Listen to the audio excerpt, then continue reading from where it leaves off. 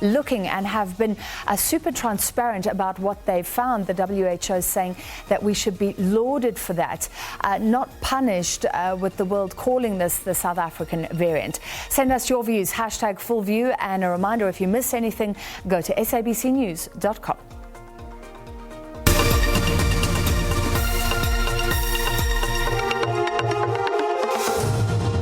All right, if you've been out and about in Johannesburg today, you may have been rained on. Johannesburg Emergency Services remain on high alert as heavy rains continue in the city of gold. Let's discuss quickly. We're joined by spokesperson Robert Mulaudzi. Mr. Mulaudzi, thank you for being with us. How bad has it been in Johannesburg or in any other parts today? Good evening, and evening, Francis, evening to the viewers. Yes, it has been busy throughout the city of Johannesburg this evening.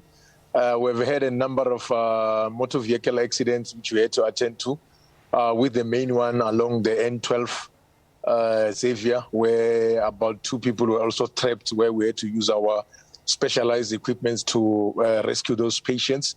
So we encouraging all our motorists out there to exercise caution, try and extend the safe following distance, and also keep to the prescribed speed limit so that we can be able to prevent motor vehicle accidents out there. Yeah. Were those people saved, and was it because of the slippery roads? Yes, it was there because it looks like the vehicle was speeding. I mean, we have had a number of incidents. From the morning up until now, we've responded to over 21 to be exact, a number of motor vehicles accidents which we had to respond to. And over and above that, we're keeping on monitoring our low-lying areas. You will understand, Francis, that when we have severe thunderstorms like the ones we're having now, our hardest hit will be our residents in our low-lying areas, which is our informal settlements throughout the city. So we are monitoring our residents along Jackskay, which is a Swetla area, along our residents along Klip Valley, River Stream, which is area around Kliptown, and also Kalfontein area around Ivory Park, and also other areas which we know that they are flood prone. So far we have not yet evacuated those residents. However, we will be monitoring overnight to make sure that if there's a need for us to do so, we can be able to assist those affected residents. Yeah, it's heartbreaking when the Jackskay rises. I've spoken to families living in informal dwellings along that river. All right, so you're not evacuating yet, you're monitoring them. What would your advice be to those residents, and also your advice to motorists and other residents in Johannesburg? Yes, our residents in our most of our informal settlements, the good part is that we've invested on public education. So most of those residents receive training in terms of disaster preparedness and evacuation procedures. They use things like whistles for evacuation purposes. So we've got our community emergency response teams in those areas ready to evacuate people if there's a need for us to do so. And of course, we've got our specialized swift water rescue team, which is on high alert, which is a specialized team which responds to water-related emergencies. We should be able to respond to any emergency which might occur throughout the city of Johannesburg. Our message to our residents is that they need to be, especially our motorists, they need to exercise caution as they drive, keep that, extend that safe following distance, and so that they can be able to arrive safely to various destinations. Yeah. From our side, we also have our disaster management monitoring teams in all 7 regions of the city, and also our disaster management center is fully operational. We should be able to activate any evacuation processes if there's a need for us to do so.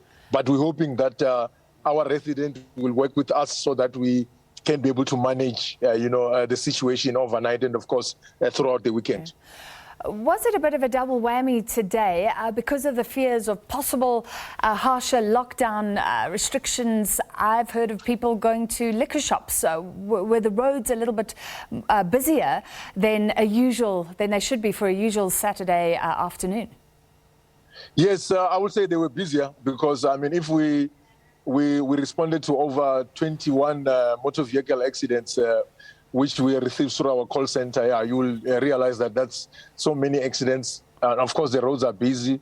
People are winding down. We are going towards the festive season, so there will be a lot of movement in our roads. So our message is to our residents is that let's look after ourselves, and of course we must make sure that we continue to look after ourselves in terms of COVID-19 regulations. Always, wear our masks when we're outside, always sanitize, and make sure that we adhere to COVID-19 regulations. Finally, have fatalities been reported, Mr. Mulaudzi? And what is the situation now? I'm indoors. It was raining earlier. Is there still a lot of rain happening? Do we know how much rain has fallen today? And what are you expecting tomorrow, for example, overnight and going into the rest of the week? Yeah, right now as I'm talking to you, I'm outdoors. It's raining as we speak. We've received a lot of rainfall throughout the day.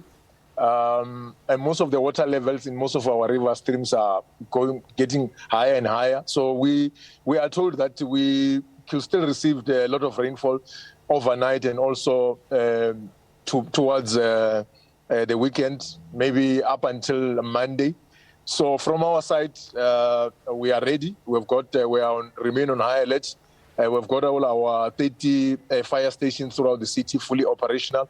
So we should be able to respond to any emergency which might occur throughout the city of Johannesburg. So we are pleading with our motorists out there to drive safely, exercise caution, try and avoid flooded roads. We've seen motorists trying to force their way through areas which have been barricaded.